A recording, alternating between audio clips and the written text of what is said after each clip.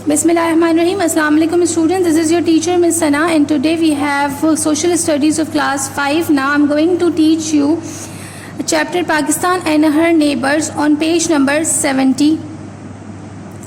World को जो है हमने बहुत सारे कॉन्टिनेंट्स यानी कि 7 कॉन्टिनेंट्स के अंदर जो है वो डिवाइड किया हुआ है, और हमारा जो मुल्क है, हमारा जो कंट्री पाकिस्तान है, वो उनमें से कौन से कॉन्टिनेंट में है?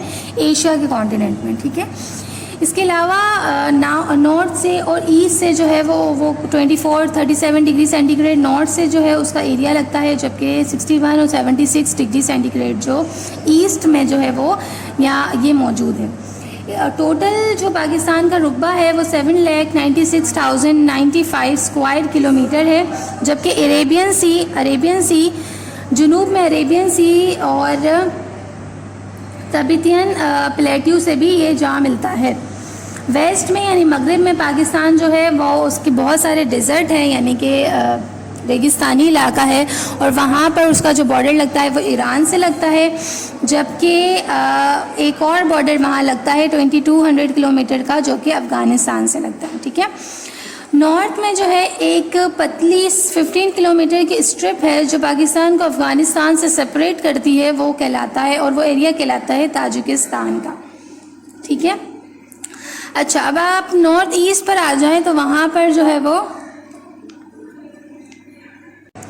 नॉर्थ ईस्ट में हमारे पास जो है वो ग्रेट कराकोरम रीजन या पहाड़ी इलाका है, जो कि चाइना के साथ हमारा बॉर्डर मिलता है, और इसके अलावा इस एरिया में जो है वो जम्मू एंड कश्मीर का इलाका है, जहाँ पर डिस्प्यूट है, यानी कि एक तरह का तजाद है हमारा इंडिया के साथ, क्योंकि कुछ एरिया इस रीजन का कुछ एरिया जो है वो मकबूजा कश्मीर के नाम से इंडिया में है, जबकि आज़ाद कश्मीर जो है वो पाकिस्तान में मौजूद है, जिसे हम जम्मू एंड कश्मीर भी कहते हैं। इसके अलावा अरेबियन सी है, लॉन्ग कोस्ट लाइन है। पाकिस्तान के जो कंट्रीज़ जिनके साथ बॉर्डर शेयर करता है पाकिस्तान, वो 4 हैं, जिनमें ईरान, अफ़गानिस्तान, चाइना और इंडिया है। कुछ के साथ हमारे बहुत ज़्यादा अच्छे ताल्लुकात हैं, हमारे अच्छे दोस्त हैं, और कुछ जो है वो उनके साथ हमारा कुछ ना कुछ कॉन्फ्लिक्ट्स हैं, यानी किसी के बात पर हमारा उनके साथ जो है वो तजाद है। अब हम जो है उन तमाम कंट्रीज़ के बारे में इंडिविजुअली पढ़ेंगे कि वो कंट्रीज़ इंडिविजुअली ख़ुद के अंदर जो है उनकी क्या ट्रेडिशन है, वो उनके अपने अंदर जो है वो उनका कैपिटल क्या है, कौन सी लैंग्वेज बोलते हैं, और उनकी मशहूर जो फेमस जगहें हैं वो क्या है।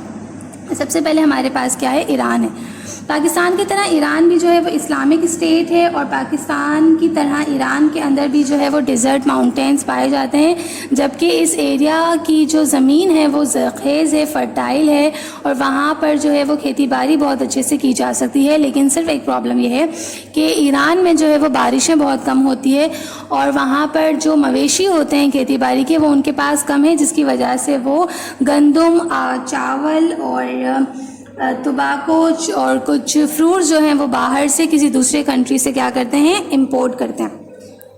इसके अलावा इस कंट्री के अंदर जो है वो इनकी जो नॉर्थ रीजन है वहाँ पर कैस्पियन सी पाया जाता है, और एक लॉन्ग कोस्ट लाइन है जिसको गल्फ़ भी कहते हैं, और वाटर वे पाया जाता है जिसे हम पर्शियन गल्फ़ भी कहते हैं। अच्छा, हमारे जो पूरे वर्ल्ड के अंदर जो ऑयल की प्रोडक्शन वाले कंट्रीज़ हैं उनमें जो 10% कंट्रीब्यूशन ऑयल का है वो ईरान की तरफ से है, और ना सिर्फ ऑयल बल्कि ईरान के जो है वो नेचुरल गैस भी प्रोवाइड करता है ईरान। इसके अलावा कुछ मादनियात हैं, यानी कि कुछ प्रीशियस स्टोन्स और लेड और आयरन वगैरह, कॉपर, ये सब भी ईरान में पाए जाते हैं। और ईरान जो है वो अपने पर्शियन कारपेट की वजह से बहुत ज़्यादा मशहूर भी है। इसके अलावा इनका जो हिस्ट्री है, इनका जो कल्चर, लिटरेचर और आर्किटेक्चर में भी ये बहुत ज़्यादा इन थे अपने एक दौर में, और यहाँ पर जो है वो रूल करने वाले डिफरेंट डायनेस्टीज़ पाई जाती हैं इनके अंदर। यहाँ पहले जो है 1970s में जो है वो पहले तो शाह का इनके अंदर रूल था, और जो है रज़ा पहलावी कहलाते थे जिन्होंने ईरान को रूल किया। इसके बाद 1970s में कुछ ग्रुप्स आए और उन्होंने मिलकर जो है वो जितने भी लीडर थे उनको एग्जाइल किया, यानी कि उनको निकाला, और फिर उसके बाद जो है आयतुल्लाह रुहुल्लाह खोमेनी आए। उनके कुछ पीरियड के बाद जो है वो इस्लामिक रेवोल्यूशन, उनके पीरियड में जो है वो एक इस्लामिक रेवोल्यूशन यानी कि इस्लाम में तरीके से इस मुल्क को जो है वो रूल किया गया बाकायदा। इसके अलावा जो है ईरान में जो लैंग्वेज बोली जाती है वो पर्शियन और फ़ारसी, पर्शियन है या फ़ारसी जिसे हम कहते हैं वो है। इस रुकबे में जो पॉपुलेशन है वो 70.5 मिलियन पीपल यानी कि 70 लाख से ज़्यादा लोग ईरान में पाए जाते हैं। ईरान का कैपिटल जो है वो तेहरान है, जबकि इसके अलावा भी बहुत सारे इम्पोर्टेंट सिटीज़ इस मुल्क में पाए जाते हैं, जो आप इसके मैप में देख सकेंगे।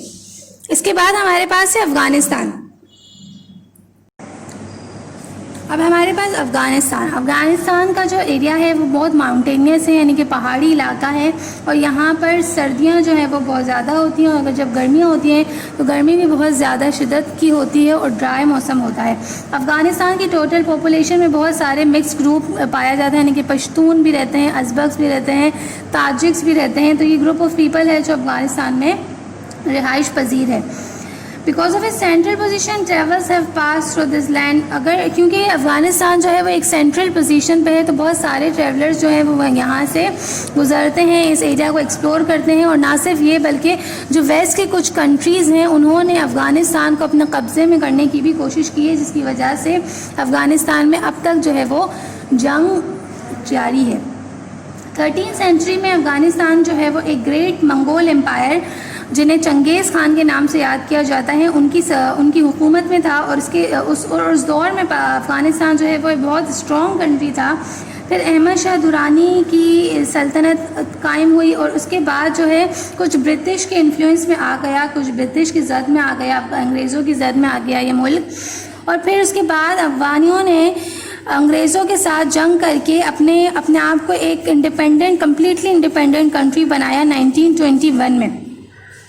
और फिर उसके बाद जो है रशियंस का इस कंट्री में जो है वो इंटरेस्ट पैदा हुआ, और उन्होंने जो है वो उन्होंने जो है स्टार्ट कर दी जंग यहाँ पर। और जो है बहुत सारे अफ़गानी कई सालों से आज भी रशियंस के साथ जो है वो लड़ रहे हैं, उनकी जो है वो वॉर अभी भी जारी है।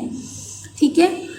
इसके अलावा जो है अफ़गानिस्तान में क्योंकि इस तरह की जंगें बहुत ज़्यादा हुई हैं, बल्कि अब तक की जंगें चल रही हैं, तो बहुत ज़्यादा डिस्ट्रक्शन इस मुल्क में हुई है, डैमेज बहुत ज़्यादा हुआ है इनकी। हालांकि हिस्ट्री जो है वो, इनका कल्चर जो है वो बहुत ज़्यादा रिच है, लेकिन क्योंकि इस तरह के डिस्प्यूट इस मुल्क में हुए हैं तो डैमेज बहुत ज़्यादा हुआ है, डिस्ट्रक्शन इस मुल्क में बहुत ज़्यादा हुई है। बहुत सारे लोगों ने इस मुल्क के नकल मकानी की है, यानी माइग्रेशन की है, और बहुत सारे जो लोग हैं वो इस अपने कंट्री को छोड़ के दूसरे कंट्रीज़ में जो है वो उन्होंने माइग्रेशन कर ली है। पाकिस्तान में भी बहुत सारे अफ़गानी जो है वो माइग्रेट करके आए थे।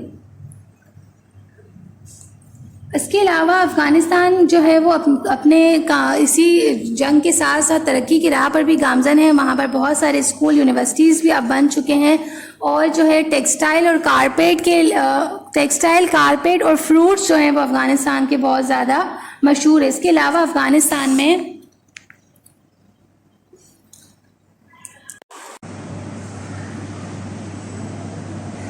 अफ़गानिस्तान की जो लैम्प बन, यानी कि यहाँ पर दुम्बे जो हैं वो बहुत ज़्यादा पाए जाते हैं, और इस वजह से वहाँ पर लैम्प की स्किन, कॉटन, वूल, कारपेट, ये सारी चीज़ें अफ़गानिस्तान की बहुत ज़्यादा मशहूर है। अफ़गानिस्तान की जो ऑफिशियल लैंग्वेज है वो पश्तो और दारी पर्शियन भी है, और इसका जो कैपिटल है वो काबुल है, और 32 मिलियन पीपल जो है वो अफ़गानिस्तान में रिहाइश पजीर हैं। अब हमारे पास जो है वो पाकिस्तान का सबसे ज़्यादा जो फ्रेंडली कंट्री है, जो जिसके साथ पाकिस्तान बॉर्डर शेयर करता है, वो है चाइना। चाइना के साथ पाकिस्तान जो है एक छोटा बॉर्डर शेयर करता है, लेकिन इस रीजन में क्योंकि बहुत सारे माउंटेन्स जो हमने पहले भी पढ़ा, कराकोरम रीजन जो है या कराकोरम माउंटेन्स जो है वो जिस रीजन में मिलते हैं, वो बॉर्डर जो है वो किसका है? चाइना का है। और चाइना के अपने एरिया में भी जो है वो बहुत ज़्यादा माउंटेन्स पाए जाते हैं, और कराकोरम हाईवे जो है वो हमेशा ओपन रहता है, और जो कि पाकिस्तान और चाइना को कनेक्ट करता है। ये हाईवे जो है वो चाइनीज़ और पाकिस्तानीज़ ने मिलकर बिल्ड किया था, जिसे जो है वो खंजराब पास भी कहते हैं, जो कि 4693 मीटर लंबा है। और पाकिस्तान और चाइना जो है अपने रिलेशनशिप को अब जो है वो इसी पाथवे के थ्रू जो है वो स्ट्रॉन्ग कर रहे हैं, और यहाँ पर जो है वो अब सी पैक स्टार्ट हो चुका है, जिसे हम चाइना पाकिस्तान इकोनॉमिक कॉरिडोर भी कहते हैं, यानी कि जो तिजारत होती है ना पाकिस्तान और चाइना के दरमियान, जो इंपोर्ट एक्सपोर्ट होती है वो इस एरिया के थ्रू होती है। ठीक है, चाइना जो है वो पाकिस्तान के, अगर हम अगेंस्ट देखें तो पाकिस्तान के मुकाबले में एक बहुत ही बड़ा कंट्री है, और इसकी जो टोटल एरिया है वो 9 करोड़ 6 लाख स्क्वायर किलोमीटर पर ये पूरा मुल्क आबाद है। और यहाँ का जो एरिया है उसमें जो कोल्ड क्लाइमेट भी पाया जाता है, जबकि नॉर्थ में कुछ एरिया जो है वो वार्म भी है, और इनके जो ह्यूमिडिटी साउथ में बहुत ज़्यादा है, यानी कि वेट एरिया है। यहाँ का जो सबसे ज़्यादा मशहूर डेजर्ट है, जिसे हम वर्ल्ड फेमस गोबी डेजर्ट कहते हैं, जो कि वेस्ट में मौजूद है। चाइना का बहुत सारा एरिया जो है वो एग्रीकल्चर है, और यहाँ की पॉपुलेशन जो है वो एग्रीकल्चर जो है उनका पेशा है। चाइनीज़ फार्मर जो है वो ज़्यादातर राइस और फूड क्रॉप्स यानी कि वीट, मिलेट, इन सब की जो है वो ग्रोथ करते हैं। और इसके अलावा चाइना के अंदर जो है वो कोल, ऑयल और आयरन और की भी बहुत ज़्यादा डिपॉजिट्स पाए जाते हैं। चाइना जो है वो दुनिया का एक ओल्डेस्ट सिविलाइजेशन है। पास में जो है वो डिफरेंट डायनेस्टीज़ यानी डिफरेंट रूलर्स ने इसको रूल किया है, जबकि 1911 में एक ग्रेट रेवोल्यूशन आया, और उसमें जो है ये कंट्री जो है वो रिपब्लिक कंट्री बना। और चाइनीज़ कम्युनिस्ट पार्टी के जो लीडर थे माओ जेडोंग, इन्होंने इस कंट्री को एक पावरफुल रिपब्लिक कंट्री बनाया 1949। 1960s में कल्चरल रेवोल्यूशन हुई, और चाइना में जोडिंग की लीडरशिप में जो है इस कंट्री ने बहुत ज़्यादा प्रोग्रेस की, और ये कंट्री जो है वो बहुत ज़्यादा मॉडर्नाइज हो गया। और इसके अलावा डेंग जियोपिंग की लीडरशिप में इस कंट्री में इकोनॉमिक रेवोल्यूशन हुई, यानी कि तिजारत का जो है वो रुझान इस कंट्री में बहुत ज़्यादा हो गया। और अब भी हम ये देखते हैं कि बहुत सारे जो प्रोडक्ट्स हैं हम भी जो यूज़ कर रहे होते हैं वो मेड इन चाइना यानी कि चाइना की तरफ से होते हैं। तो यहाँ पर जो है ना इकोनॉमिकली ये कंट्री बहुत ज़्यादा स्ट्रॉन्ग है। इसके अलावा चाइना की लार्जेस्ट पॉपुलेशन वर्ल्ड में पाई जाती है, जो कि 1.34 बिलियन की है। और चाइना में जो ऑफिशियल लैंग्वेज बोली जाती है वो मैंडरीन चाइनीज़ है। कैपिटल जो है वो इस कंट्री का बीजिंग है। और इसके अलावा भी बहुत सारे इंपॉर्टेंट सिटीज़ इस कंट्री में पाए जाते हैं, जिनके नाम शंघाई और कैंटोन, हांगकांग, ये सारे जो है वो इस कंट्री में पाए जाते हैं। अब हम बात करते हैं इंडिया की। पाकिस्तान के मुकाबले में इंडिया का जो एरिया है वो बहुत ज़्यादा है, जो कि 2 करोड़ 9,73,190 स्क्वायर किलोमीटर पर मुश्तमिल है। और 1.3 बिलियन की आबादी जो पॉपुलेशन जो है वो इस मुल्क में पाई जाती है। इंडिया की ज़्यादातर पॉपुलेशन में जो लोग हैं वो हिंदू मज़हब के रखने वाले हैं। इसके अलावा बुद्धिस्ट, सिख, क्रिश्चियन भी इस मुल्क में रहते हैं। पाकिस्तान की तरह ये भी एक एग्रीकल्चर कंट्री है, और बहुत सालों की जदोजहद के बाद ये कंट्री जो है वो आज इंफॉर्मेशन टेक्नोलॉजी यानी IT में और इकनॉमी में बहुत ज़्यादा स्ट्रॉन्ग है। इंडिया का जो साउथर्न पार्ट यानी कि जनूबी जो हिस्सा है वहाँ पर दक्कन प्लेट्यू पाया जाता है, जबकि नॉर्थ में जो है वो चाइना के साथ हिमालयाज़ यानी हिमालय की पहाड़ियाँ हैं। और इसके अलावा इंडस पहाड़ी जो है वो पाकिस्तान के साथ जा मिलती है। इसके अलावा इंडिया के अंदर एक ग्रेट रिवर है जिसे हम गैंजेस या गंगा रिवर भी कहते हैं। अच्छा, इंडिया का जो ईस्टवर्ड है वहाँ पर बे ऑफ बंगाल पाया जाता है, और बहुत सारा एरिया जो है वो साउथ का दक्कन प्लेट्यू से ही कवर है। इंडिया का जो कैपिटल सिटी है वो न्यू दिल्ली है, वहाँ पर हिंदी लैंग्वेज और इंग्लिश लैंग्वेज बोली जाती है। और इसके अलावा बहुत सारे, क्योंकि वे उनके अपने मज़हब के बहुत सारे कास्ट हैं, तो वहाँ पर डिफरेंट कास्ट की डिफरेंट लैंग्वेजेस जो हैं वो बोली जाती हैं। Apart from the neighbouring countries, Pakistan enjoy good relationship with Muslim. इसके अलावा अपने बॉर्डर के शेयर करने वाले कंट्रीज़ के अलावा वर्ल्ड के अंदर जितने भी मुस्लिम ममालिक हैं उनके साथ पाकिस्तान के बहुत अच्छे रिलेशनशिप हैं। और इवन के यूरोप और अल्बानिया में रहने वाले जो मुस्लिम्स हैं वहाँ के साथ भी पाकिस्तान के एक अच्छे रिलेशनशिप पाए जाते हैं, जिसमें यहाँ आप ग्रुप में मेजर ग्रुप और कंट्रीज़ देखेंगे कि पाकिस्तान के जो नॉर्थ और वेस्ट अफ्रीका का जो एरिया है वहाँ पर Morocco, Algeria, Nigeria, Chad, Gambia, जबकि नॉर्थ ईस्ट में Egypt, Sudan, Somalia, middle east में तुर्की, Saudi Arabia, Qatar, Bahrain, Iran के साथ पाकिस्तान के और United Arab Emirates, Dubai, Iraq, इनके साथ बहुत अच्छे ताल्लुकात हैं। साउथ ईस्ट में बांग्लादेश, मलेशिया, ब्रूनेई, इंडोनेशिया, ये तमाम जो हैं वो कौन से कंट्रीज़ हैं? मुस्लिम कंट्रीज़ हैं। सेंट्रल एशिया में काज़ाकिस्तान, तुर्कमेनिस्तान, उज़्बेकिस्तान, अज़रबैजान, इनके साथ पाकिस्तान के बहुत अच्छे जो है वो ताल्लुकात है। और इसके अलावा OIC यानी कि ऑर्गेनाइजेशन ऑफ इस्लामिक कॉरपोरेशन का भी एक प्रोमिनेंट मेंबर है पाकिस्तान, जिसमें हम मुस्लिम कंट्रीज़ जो प्रॉब्लम फेस करते हैं और जो मुस्लिम कंट्रीज़ की इकोनॉमिक प्रोग्रेस के हवाले से, या अगर किसी कंट्री में कोई नेचुरल फ्लड आ जाता है यानी कोई नेचुरल डिज़ास्टर आ जाता है, तो तमाम मुस्लिम ममालिक मिलकर OIC ऑर्गेनाइजेशन के थ्रू जो है वो उस एक मुस्लिम मुल्क की जो है वो फंडिंग करते हैं, उसकी मदद करते हैं। तो इस कॉरपोरेशन का भी पाकिस्तान एक अहम मेंबर है। इसके बाद एक टर्मिनोलॉजी आपके इस चैप्टर में इस्तेमाल हुई है जिसका मतलब जो है इंटरडिपेंडेंस। अब इसका मतलब क्या है? एक तो होती है इंडिपेंडेंस। इंडिपेंडेंस का मतलब ये होता है कि आप खुद पर ही डिपेंड करते हो, आप किसी पर भी, इन का जहाँ वर्ड आ जाता है वहाँ it means none, it means un. इसका मतलब ये है कि या नॉन, यानी कि आप किसी पर डिपेंडेंट ही नहीं हो, आप इंडिपेंडेंट हो, आप किसी पर मुनसर या नहीं करते अपने काम के लिए, आप खुद अपने काम के जो है वो अपने काम को खुद से करते हो, खुद आपको कोई रूल नहीं करता, ठीक है। दूसरा एक टर्म होती है इंटरडिपेंडेंस। इंटरडिपेंडेंस का मतलब ये क्या है कि दो या दो से ज़्यादा इंडिविजुअल ऐसे जो कि अपनी मर्ज़ी से एक दूसरे पर रिलाई करते हैं या डिपेंड होते हैं, तो उस टर्म वहाँ हम टर्म यूज़ करते हैं इंटरडिपेंडेंस। आज की दुनिया में जो है वो डिपेंडेंस जो है वो बहुत ज़्यादा इंक्रीज़ हो रही है और इंटरडिपेंडेंस जो है वो बहुत ज़्यादा इसकी नीड भी है, क्योंकि एक मुल्क में कुछ चीज़ें ऐसी हैं जो कि बहुत वाफर मिकदार में हैं।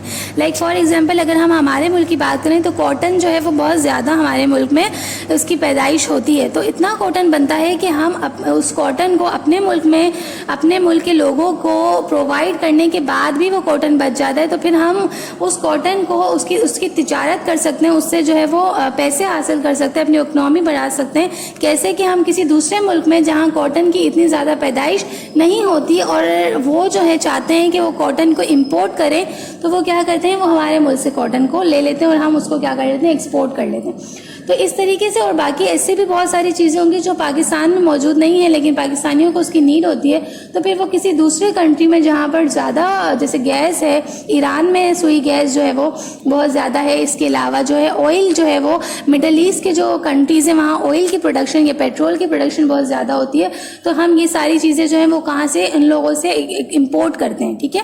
तो ये इम्पोर्ट एक्सपोर्ट का जो मरहला है, यानी कि ये जो काम है या ट्रेड का जो मेन फोकस है वो किस पर डिपेंड कर रहे होते हैं, इंटरडिपेंडेंस हो रही होती है दो ममालिक के दरमियान या दो से ज़्यादा ममालिक के दरमियान, ठीक है।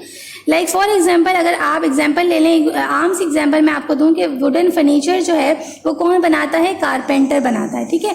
तो वुडन फर्नीचर अगर आप लकड़ियां जमा कर लें और आप कह लें कि ये वुडन फर्नीचर मुझे बनाना है, तो क्या आप बना सकते हैं? नहीं बना सकते। और कारपेंटर ये कहे कि भाई मुझे लकड़ी का फर्नीचर बनाने आता है, तो बगैर लकड़ी के क्या वो फर्नीचर बना सकते हैं? नहीं बना सकता। तो मेरे पास लकड़ियाँ हैं तो मैं कारपेंटर की मोहताज हूँ कि कारपेंटर जो है वो मुझे लकड़ियाँ बना के देगा, और कारपेंटर जो है वो लकड़ियों की वजह से मेरा मोहताज है कि उसके जो है वो पैसे कमाने, तो वो ये लकड़ियां लेगा, मैं उसको काम दूंगी। तो ये क्या हो गए, हम एक दूसरे पर इंटरडिपेंड हो गए। इसी तरीके से बहुत सारी जो फैक्ट्रीज हैं वो जो है इंटरडिपेंडेंस पर काम कर रही होती हैं, क्योंकि कोई भी इंसान जो है वो अकेला अपनी तमाम ज़रूरतों को पूरा नहीं कर सकता, ठीक है। तो इसी तरह जो है डिफरेंट कंट्रीज़ एक दूसरे के साथ जो है अपने रिलेशनशिप को इसी वजह से स्ट्रॉन्ग करते हैं क्योंकि वो एक दूसरे पर इंटरडिपेंड कर रहे होते हैं। I hope you have understood the whole chapter here and will meet in the next session soon. Now it is my request to all of you to make sure to learn your to complete your work from your study bag as soon as possible and start learning. Okay, thank you. Allah Hafiz.